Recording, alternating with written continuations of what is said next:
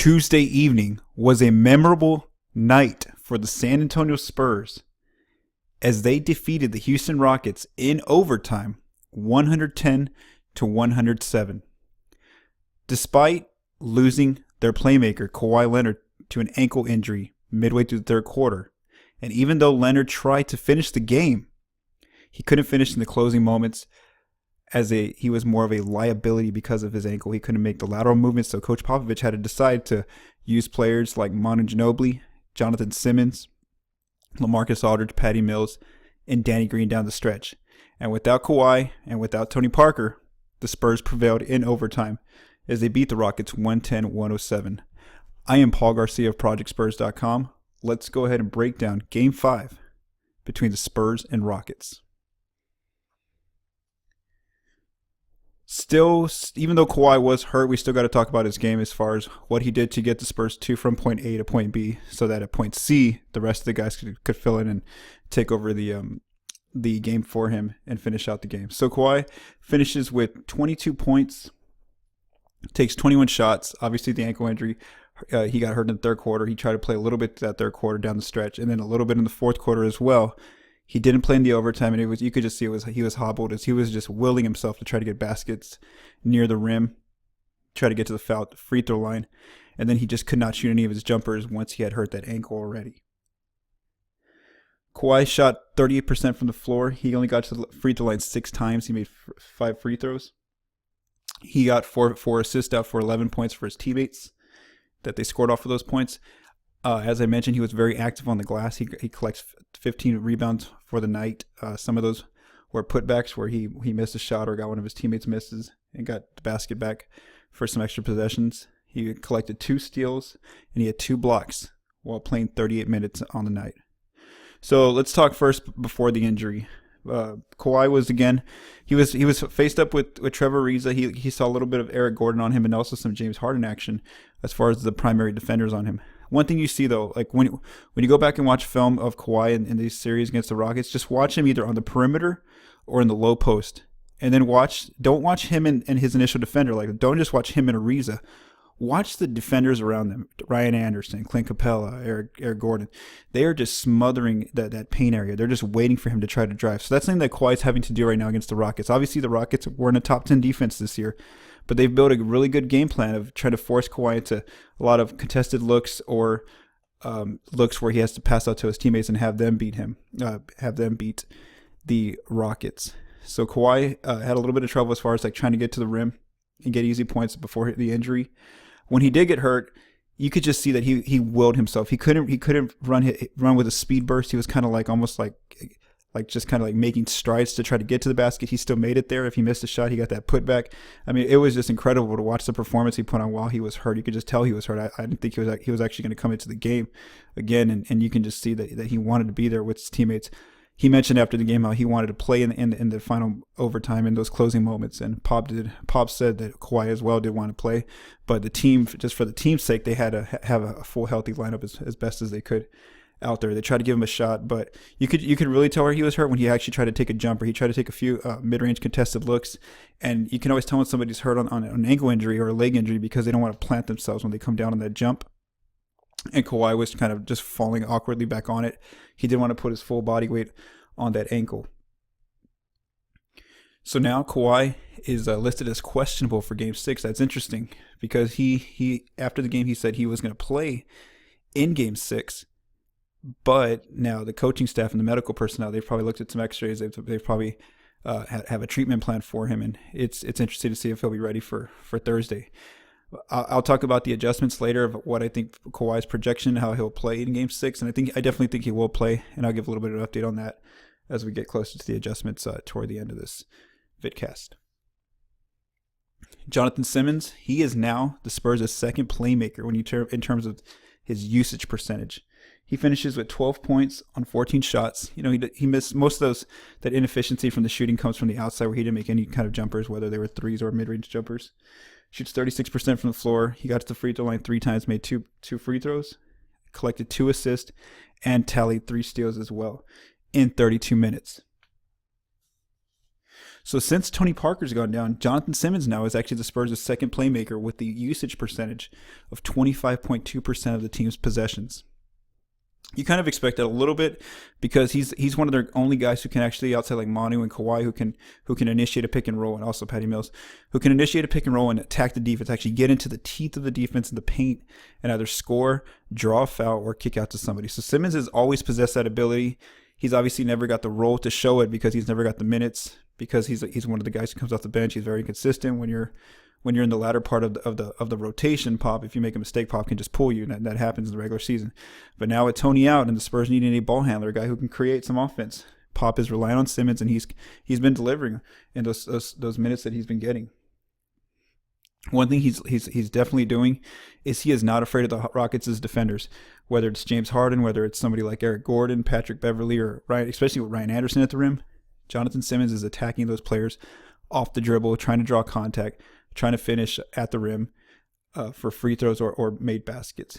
One thing he's really doing well is he's reading and reacting when he sees Harden's the only guy in front of him. So if let's say the Spurs get a defensive rebound, they pass it to Simmons, and he sees Harden's the only guy between me and the rim. Simmons is attacking the basket with Harden there, and he's not afraid to go at him. And he's actually trying to do that. That's very smart because Harden obviously doesn't want to draw a lot of fouls. He's on because he's the Rockets' main playmaker, only playmaker really. So he's trying to really take it to Harden, and that's something he needs to continue to do, is stay aggressive against the Rockets' defense. One thing you saw a lot was that even if he missed a layup or he got blocked in a possession by Capella or something, he would still get back up for the next possession and go right back at them. And that's something he needs to continue to do with Kawhi, especially hurt now, is continue to stay relentless at attacking the rim since Tony Parker is out.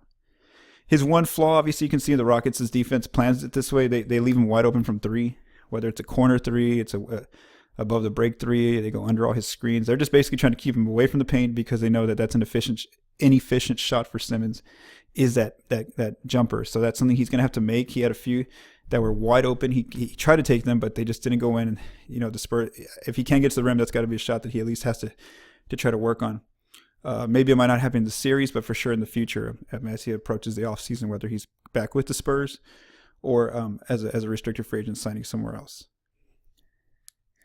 On defense, he did a really good job of guarding James Harden as in the one-on-one situations. He drew a charging foul on him. He also was very smart about, if Harden beat him off the pick and roll and the switch was about to happen, Simmons uses his arms to kind of just swipe in at the ball on the weak side of Harden, and Harden kind of, it wasn't really a casual dribble, but it's in the open area. So Simmons kind of picked his pocket twice, where he just kind of flipped it out. One of the Spurs' defenders grabbed the ball and flipped it back to Simmons for a transition attempt. So far in this series, Simmons is the third leading scorer for the Spurs with 12.2 points per game. He's playing 22 minutes, and he's getting to the line right after Kawhi and LaMarcus at 2.6 free throws attempts. So Simmons is being relied upon. I think you're definitely going to see his responsibility increase now that Kawhi's probably won't be 100% in Game 6. And so it's up to him to deliver. He's going to get the opportunity from Coach Pop and the staff. LaMarcus Aldridge finishes with 18 points on 21 shots. He grabs 14 rebounds as well, so he's very active on the glass, and he played 42 minutes. Let's see what the main guys that the Rockets guarded Aldridge with were Clint Capella, Ryan Anderson, and Harden. Even though the Harden thing, it looks like a mismatch easily on paper, even visually it looks like a mismatch. You got a 6'11" dude, and you got like a 6'5" guard on him. It's still not working out. Aldridge in the his post-game interview said that it's not really easy to post up Harden, because unlike posting a big man, he says that the minute you try to throw your shoulder into him, he can just fly back, and the refs are probably going to call a foul majority of the time, just because it's almost like he's charging against him. When if it was a big guy versus big guy, maybe that foul wouldn't come. So he's a little bit more hesitant to attack Harden, and you kind of saw that. He took a lot of those over the shoulder shots or fading away type shots, and that's something that he shouldn't be doing against a little 6'5" guard. For him, he's little. I tracked Aldridge's possessions against those three guys. So in Game 5, he shot 3 of 9 against Capella. Again, a lot of those over the shoulder shots. Those are shots that are deemed inefficient in today's NBA. The non-paint two, especially the contested non-paint two over the shoulder. against Ryan Anderson. He shot 2 of 4. He didn't get a lot of matchups with him, but he can attack Anderson. And then 0 of 3 against Harden. And that's again, I think the Spurs are definitely going to go back to Aldridge versus Harden or Powell versus Harden in Game 6, and that's because of the Kawhi situation. If he's not 100%, they definitely need those big guys to try to exploit that mismatch as much as possible. Looking now to the Spurs' offense going into in that game in Game 5, they shot 41% from the floor, 11 of 33 from three-point land for 33%, so it wasn't the best of shooting nights from their three-point shooters, but they did deliver in some of the key moments, especially Danny Green, as I'll talk about a little bit later. Spurs knocked down 15 of 23 free throws, so they shot 65% from the line. It could still haunt them, in a later game. They got to get that percentage back up into like the 70s, 80s, where they were at during the regular season, because as they saw in the previous game, in Game 4, that those free throws, when it was still a close game before it became a blowout for Houston, that those came back to haunt them. In Game 5, Danny Green had a chance to really put the game away, but he didn't make one of those key free throws, and luckily that Manu Ginobili had that key possession down the stretch where he blocked James Harden. The Spurs are continuing to tally some assists on the Rockets' defense. They collected 24 assists on 42 made shots, so they assisted on over 57% of their made baskets. In San Antonio, one thing that they did that was an improvement without Tony Parker was they finally took care of the ball. They only had 8 turnovers in the game for 12 Houston points. That was something that... One thing you noticed, though, is DeJounte Murray didn't play in that last game, so he had a few turnovers in Games 3 and 4. You can't totally blame him, but the offense just looked out of sync with him on the floor now that Pop kind of shortened his rotation a little bit. You could see that the Spurs definitely took care of the ball with just 8 turnovers. Moving on to the bench production, the Spurs' bench outscored the Rockets' bench 30-25, and you saw that both coaches shortened their rotation a little bit. Pop stuck with Simmons, Manu Ginobili, David Lee, and a little bit of Kyle Anderson for the Spurs, so 9-man rotation. Whereas Coach D'Antoni, now that he's starting Eric Gordon in that starting lineup at the 2, he just brought Ryan Anderson and Lou Williams off the bench. And that Rockets decision does get interesting. So off the Spurs' bench, some of their big guys obviously was Manu. He turned in. It was just, him in Game 5s, they're just incredible. The way the production that he brings to Spurs, some of those magical moments, not just on both ends, throwing crazy passes. There was actually a play that didn't get in the highlight reel, which was when he threw a behind-the-back left-handed pass to the corner, Danny Green wide open. Danny missed a shot, so obviously that doesn't go in the highlight reel, but that was just an incredible play when you look back on the film. He had the right-handed dunk in transition. Danny Green commented how Manu dunked it right hand, but off the wrong foot. And then, of course, the play everybody was talking about for the night was the key block when he blocked James Harden from behind. Just got a clean sweep. One thing I do recommend you do is if you get on Twitter, go look for that Titanic video that they put where they sync the Titanic music to an ending memorable gameplay. So they put Manu's block with that play, and that's pretty funny, but also pretty cool at the same time.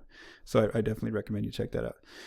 One thing I noticed about Manu when rewatching the film, it's almost like Ryan when the Rockets go small with Ryan Anderson at the 5, it's almost like a fountain of youth for Ginobili. He finally it just improves his confidence where he's ready to just attack Anderson at any time or any of the Rockets' defender, because there's really no more Capella in there. There's no Nene. There's no big dominant man. So it doesn't matter that he's 39. He's 39 years old. He can still kind of get that little speed burst and get to the rim, the vintage Ginobili off the left hand at will against these Rockets, and he stayed aggressive against them throughout the game. Just like Simmons, Manu continued to attack James Harden when he saw him in any kind of pick and roll situation or one-on-one attempt. And as the game went along and he starts making layups, his confidence grew. He made a three-pointer, and then you saw how on defense he was very stingy and playing really good positional defense against Harden there late in the game. So Manu had a very memorable game. He was key for the Spurs in making that win happen without Kawhi Leonard. Though he's not on the bench, Danny Green was very important as well for the Spurs in this game.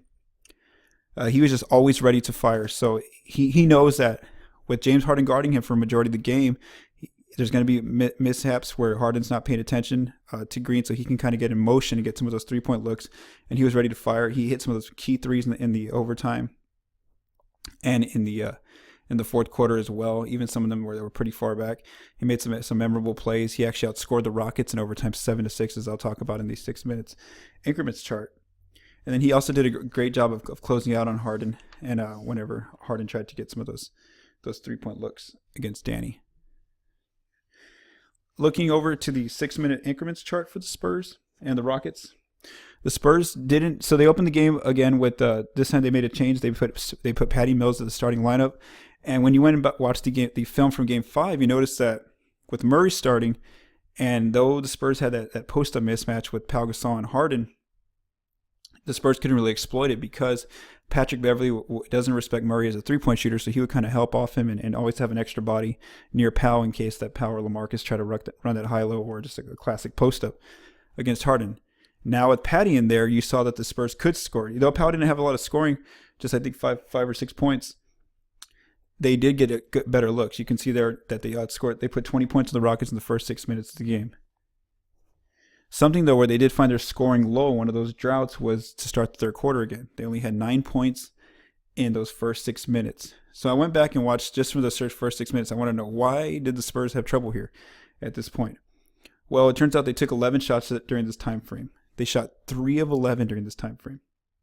Now, granted, they did get 5 wide open shots out of this, some 3-pointers, some twos, but they're just still not like the efficient shots that you should be getting when you have a mismatch with Pau on Harden or LaMarcus Aldridge on Harden.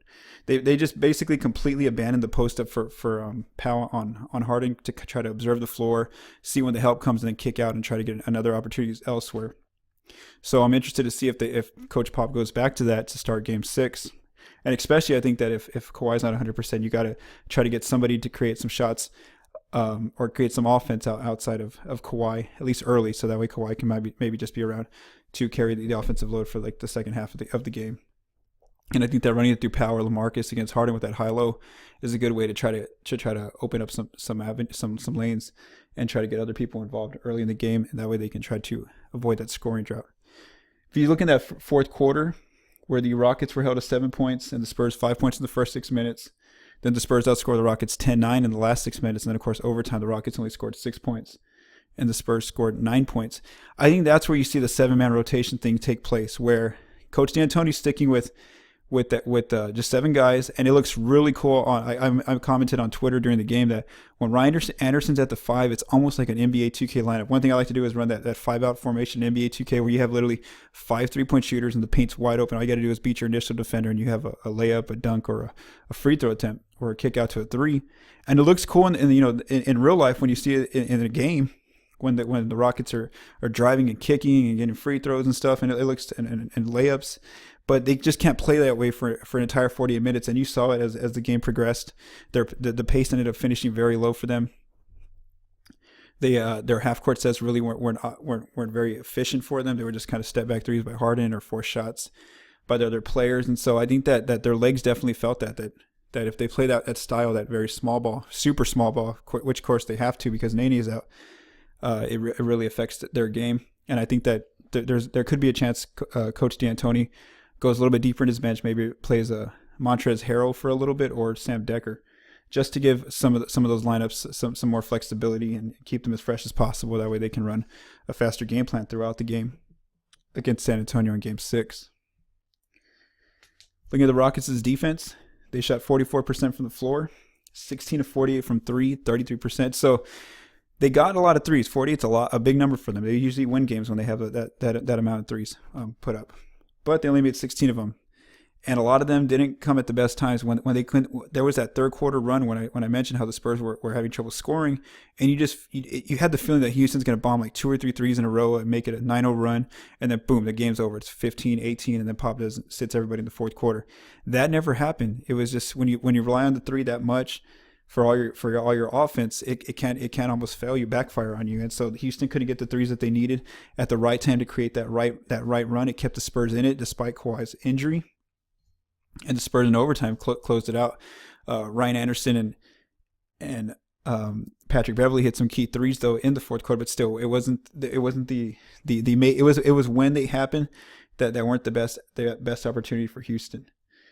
Houston got to the line 21 times and they made 15 free throws. On the boards, the Spurs won the board battle 52-47. One thing the Spurs really did that's working for them in this series is they're dominating the offensive glass. San Antonio pulled down 18 offensive rebounds. Big guy for that was Aldridge, who had 9. And then Kawhi also had 3. So that was a major edge for the Spurs, continuing to get second chance possessions, considering they shot 41% from the floor. They had a good chance there. They held Houston to 9 offensive rebounds. And though the Rockets got 21 points in transition, the game was very, very slow. That's more of the Spurs' type pace. The pace was played at 92.99 possessions per 48 minutes, which is in San Antonio's wheelhouse. For the Rockets' 4 playmakers, James Harden finishes with 33 points on 24 shots. He collects 10 rebounds, 10 assists, but he almost had somewhat of a quadruple double if you were to throw in some turnovers, because he had 9 turnovers. So he almost had 10 turnovers there. Eric Gordon finishes 11 points on 13 shots. So the move to put Gordon for an entire game as a starter didn't work quite so well for the Rockets. He took 13 shots and only got 11 points. He did make a big 3 in the fourth quarter, but outside of that, he got a lot of open looks and just the ball just didn't go in for him a lot of the times. Beverly was huge for the Rockets. This could have been easily a Spurs situation where they got away with the ball game had Beverly been missing some of those shots, but he was huge for them. He made 5 of 7 threes, finishes with 20 points on 10 shots. And then Lou Williams, again, he's very inconsistent for the Rockets. They really need a scoring punch. He brought it in Game 4 in Houston, but then in Game 5 he throws up 10 shots. He only scores 6 points, but he did have 4 assists. So they're definitely going to need Lou Williams to come through for them in Game 6. I do want to talk about how Harden was defended by the Spurs for a little bit. So I tracked all his shots against his primary defenders, and here were some of the results. He shot 1 of 4 against LaMarcus Aldridge. Again, at times it looks like the worst thing ever that Aldridge is guarding Harden for a 3, but it's a very low percentage shot, and you kind of want to live with it. If it's contested, Aldridge isn't fouling him, and it's taking away the rim from him and him getting to drive and kick to other players. And so it showed for that night, it was a 25% shot for Harden. He had 1 open 3, and he did make that single open 3. Danny Green got a lot of possessions against Harden. Harden shot 2 of 6 against Danny, so Danny did a pretty good job there. Against David Lee, Harden shot 3 of 4. Now, whereas Aldridge did a pretty okay job guarding Harden from 3, he got some of those looks, those contested looks against Lee, and he kind of Lee just doesn't. I don't think he has the length that Aldridge does, and the positional defense to stay with Harden out on the 3-point arc. Kyle Anderson guarded Harden for 1 possession. Harden made that 1 possession. Patty Mills saw him twice as a primary defender, and he scored once over Patty. Kawhi obviously starts a lot of possessions on Harden, but because of the switches and everything, he only had 3 possessions against Harden as a primary defender, so he shot 1 of 3 against Kawhi. Harden shot 0 of 2 against Manu. That was key right there. Manu did a great job when he got matched up late in the overtime and fourth quarter, where he just made sure not to foul him. He contested his open 3 far looks, and of course he had that key block in that overtime period. And then John Simmons defended Harden as well as a primary defender, and he got that 1 turnover on him, and then he forced him into a few turnovers where he kind of poked it from the back, like I mentioned earlier, and he shot 0-1 against Simmons. One thing that seemed interesting in overtime was that it felt like Harden was finally getting fatigued in that overtime. Obviously, everybody gets tired when both teams look tired, but he just couldn't get that driving motion. They were setting picks further out. The Spurs' defenders, Simmons, Ginobili, Danny Green, they were doing a great job of being physical with him, of not giving him any space to kind of get that little starting edge and drive toward the lane. And so they were making him take some of those step back shots. I think that was interesting to watch. Throughout the game, the Spurs played several different types of defense against Harden on the pick and roll. They threw a few traps in there. I remember one possession, Danny Green and Kawhi Leonard trapped him, and so he had to kind of kick it to Patrick Beverly for an open 3, which Beverly didn't make that 3.